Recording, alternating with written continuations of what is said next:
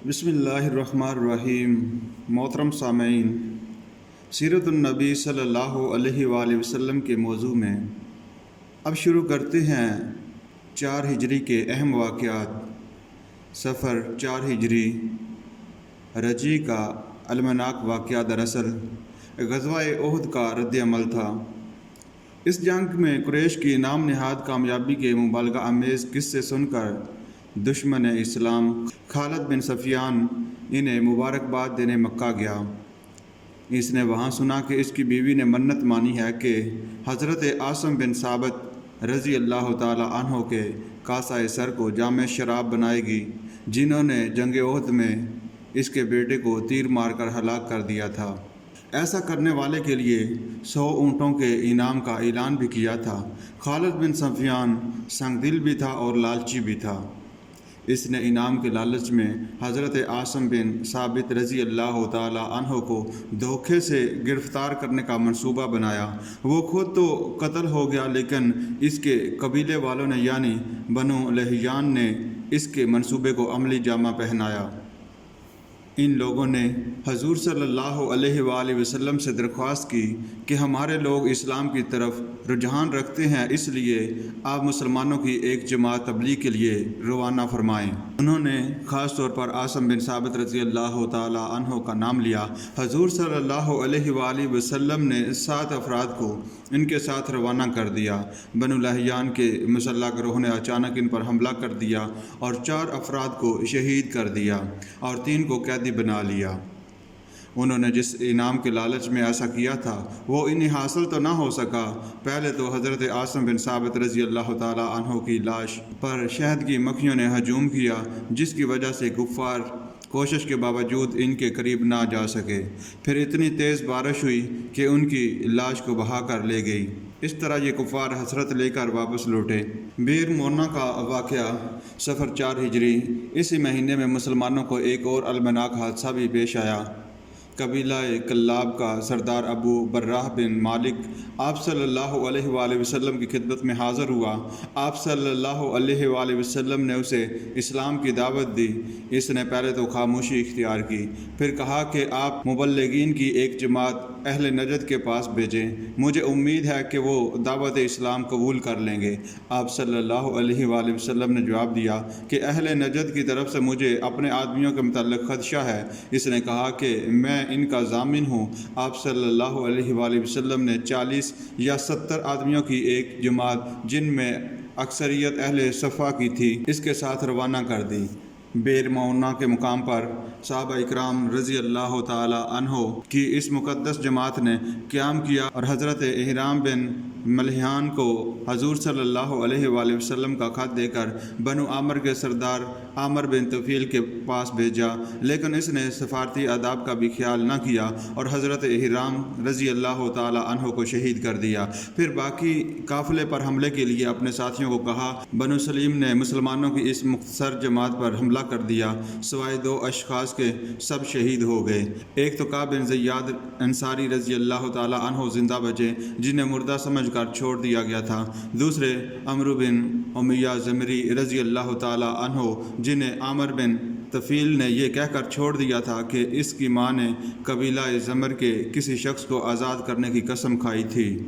حضرت عمرو بن امیہ رضی اللہ تعالی عنہ اپنے مقدس ساتھیوں کے قتل عام کے نظارے کے صدمے سے نڈال مدینہ واپس آ رہے تھے کہ راستے میں انہوں نے بنو کلاب کے 2 اشخاص کو جوش انتقام میں قتل کر دیا۔ انہیں معلوم نہ تھا کہ حضور صلی اللہ علیہ وآلہ وسلم نے انہیں امان دے چکے تھے۔ جب حضور صلی اللہ علیہ وآلہ وسلم کو اس کی خبر ملی تو آپ صلی اللہ علیہ وآلہ وسلم نے ان 2 اشخاص کا خون بہا دینے کا اعلان کیا۔ ربیع الاول 4 ہجری میں حضرت عمرو بن امیہ رضی اللہ تعالی عنہ نے جن 2 اشخاص کو قتل کیا تھا، ان کا خون بہا واجب الادا تھا۔ اس کا ایک حصہ معاہدے کی روح سے یہود کے قبیلہ بنو نذیر کو ادا کرنا تھا، کیونکہ بنو نذیر بنو کلاب کے حلیف بھی تھے۔ اس کے مطالبے کے لیے حضور صلی اللہ علیہ وآلہ وسلم ان کے پاس تشریف لے گئے۔ انہوں نے بظاہر قبول کر لیا، لیکن خفیہ طور پر آپ صلی اللہ علیہ وآلہ وسلم کی جان لینے کی سازش کر لی۔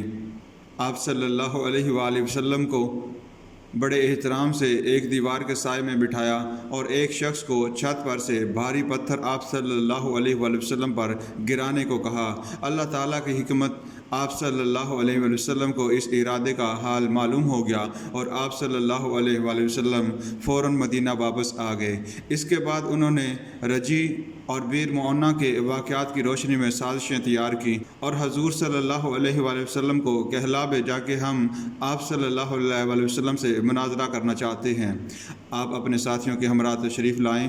یہود کا منصوبہ یہ تھا کہ ان کے آدمی خنجروں وغیرہ سے مسلح ہوں گے اور مناظرے کے دوران حملہ کر کے آپ صلی اللہ علیہ وآلہ وسلم کو شہید کر دیں گے، لیکن آپ صلی اللہ علیہ وآلہ وسلم کو ان کے اس منصوبے کے بارے میں بھی علم ہو گیا اور مناظرے کا ارادہ ترک کر دیا۔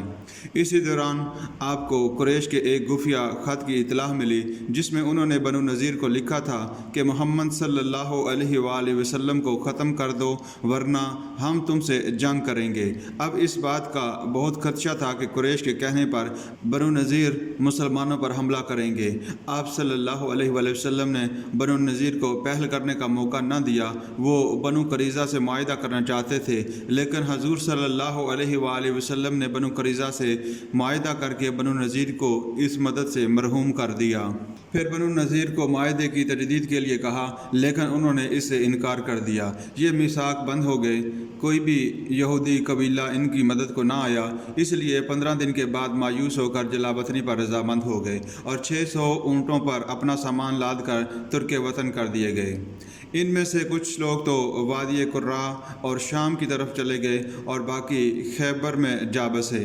مدینہ سے بنو نذیر کے چلے جانے سے مسلمانوں کو سیاسی اور معاشی فوائد حاصل ہوئے۔ مدینہ کا دفاع پہلے سے زیادہ مضبوط ہو گیا، ان کی فوجی قوت میں بھی اضافہ ہوا اور سب سے بڑھ کر یہ کہ انہیں ایک خطرناک دشمن سے نجات مل گئی۔ آپ صلی اللہ علیہ وآلہ وسلم بنو نذیر کے خلاف بر وقت کارروائی نہ کرتے اور انہیں مدینہ میں رہنے کی مہلت مل جاتی تو جنگ خندق میں ان کی مدینہ میں موجودگی مسلمانوں کے لیے بہت پریشانی کا باعث بنتی۔ اسی قسم کے واقعات سے آپ صلی اللہ علیہ وآلہ وسلم کی سیاسی بصیرت کا اندازہ ہوتا ہے۔ جمادی الاول 4 ہجری بنو نذیر کے فتنے سے فراغت ملے ابھی چند ہفتے ہی ہوئے تھے کہ آپ صلی اللہ علیہ وآلہ وسلم کو اطلاع ملی کہ بنو غطفان مدینے پر حملے کا ارادہ رکھتے ہیں۔ یہ بہت جنگجو قبیلے تھے، اگر انہیں مہلت ملتی تو سخت خون ریزی کے امکانات تھے۔ پھر یہ بھی خدشہ تھا کہ یہود ان کی مدد کریں گے۔ آپ صلی اللہ علیہ وآلہ وسلم نے حضرت عثمان رضی اللہ تعالی عنہ کو مدینہ میں اپنا نائب مقرر کیا اور خود 400 ساتھیوں کے ساتھ اس بغاوت کے خاتمے کے لیے نکلے۔ وہ لوگ آپ صلی اللہ علیہ وآلہ وسلم کی اس غیر متوقع پیش قدمی سے ایسے متاثر ہوئے کہ بھاگ کر پہاڑوں میں چھپ گئے۔ اس پیش قدمی کی غرض بھی یہی تھی کہ ان لوگوں کو مسلمانوں کی جنگی طاقت سے مرعوب کر کے مدینے پر حملے سے روکا جائے۔ 4 ہجری کے واقعات میں اس سال شعبان کے مہینے میں حضرت حسین رضی اللہ تعالی عنہ پیدا ہوئے۔ ام المومنین حضرت زینب بنت خزیمہ رضی اللہ تعالی عنہا کا انتقال ہوا۔ حضرت زید بن ثابت رضی اللہ تعالی عنہ نے حضور صلی اللہ علیہ وآلہ وسلم کے حکم پر عبرانی زبان سیکھی۔ ماہ شوال میں حضور صلی اللہ علیہ وآلہ وسلم نے حضرت ام سلمہ رضی اللہ تعالی عنہا سے نکاح فرمایا۔ اسی سال شراب کی حرمت کا حکم نازل ہوا۔